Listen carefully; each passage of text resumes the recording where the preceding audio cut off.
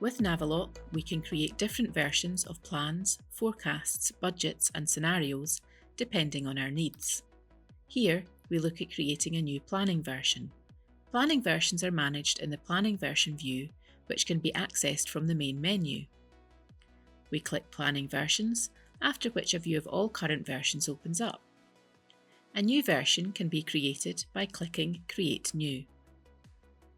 After that, a view opens where we define the settings for the version being created.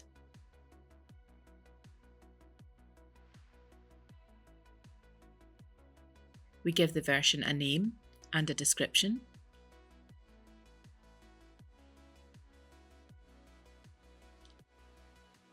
And we define the period and the open for input start date from which entries can be made into the version.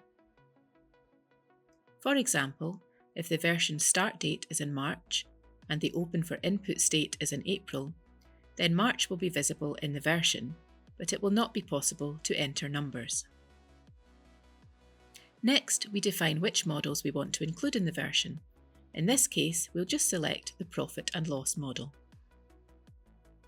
Planning members enables us to determine the attributes of items that can be included in this planning version. For example, we can specify that in this version, numbers can only be entered for subsidiary 1.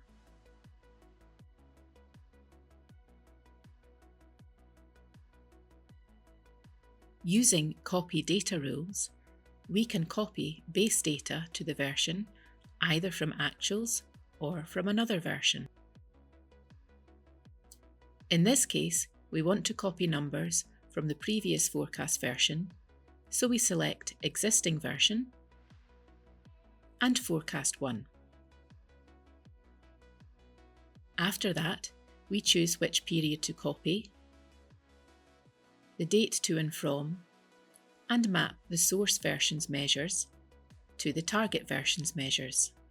Then we click Save and Create Data, after which Naviloq starts processing the new planning version.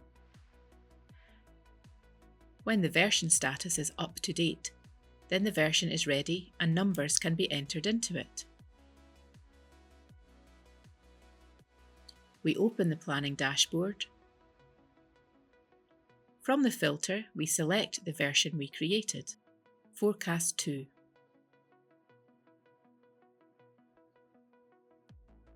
We see that there is no revenue at all in February because that month couldn't be found in the previous planning version. So we go to update the forecast.